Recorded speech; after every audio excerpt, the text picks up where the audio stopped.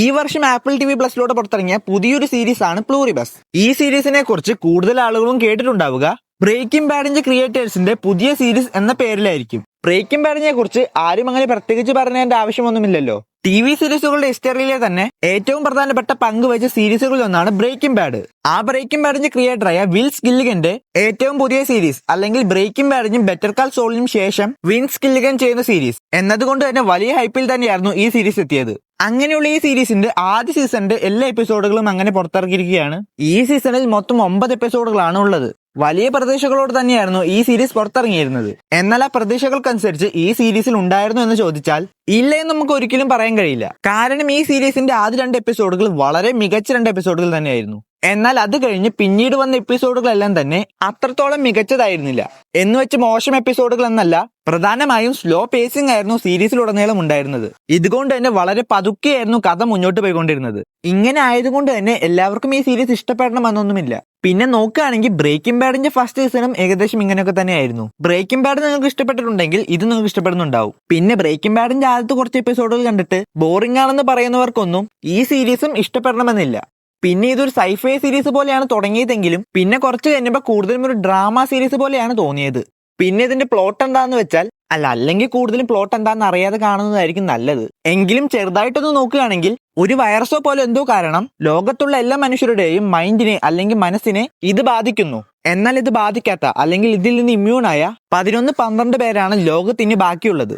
ആ ആളുകളിൽ ഒരാളായ കരോൾ സ്റ്റുർക്ക എന്ന ക്യാരക്ടറാണ് ഈ സീരീസിലെ മെയിൻ ക്യാരക്ടർ. നിങ്ങൾ ഈ സീരീസ് കണ്ടിട്ടുണ്ടെങ്കിൽ അല്ലെങ്കിൽ കണ്ടാൽ നിങ്ങൾക്ക് ഇത് കൂടുതൽ മനസ്സിലാവും. പിന്നെ സീരീസിൽ മൊത്തം ഒരു 9 എപ്പിസോഡുകൾ ഉണ്ടെങ്കിലും അതിലൊരു ഹൈ മൊമെന്റോ അല്ലെങ്കിൽ ഓർത്തു വെക്കാൻ പറ്റുന്ന സീനുകളോ ഒന്നും തന്നെ അങ്ങനെ ഉണ്ടായിരുന്നില്ല.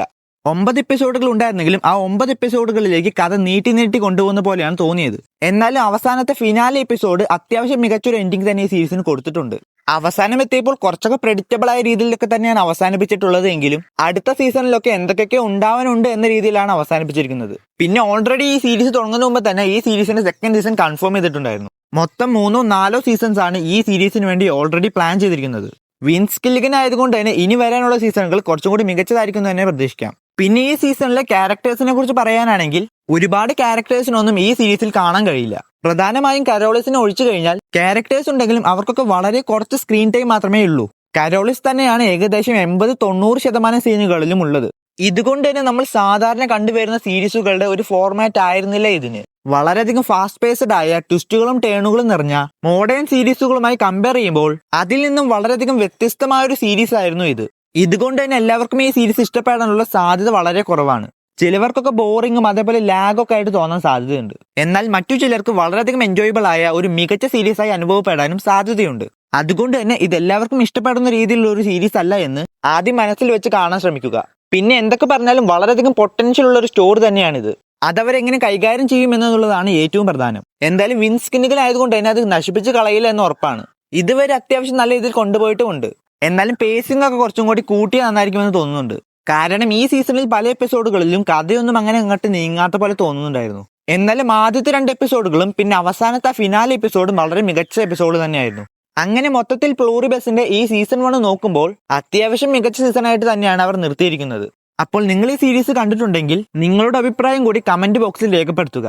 ഒപ്പം കൂടുതൽ ഇതുപോലുള്ള വീഡിയോസിന് വേണ്ടി ചാനൽ സബ്സ്ക്രൈബ് ചെയ്യുക. അപ്പോൾ മറ്റൊരു വീഡിയോയുമായി വീണ്ടും കാണാം. അതുവരെ ബൈ.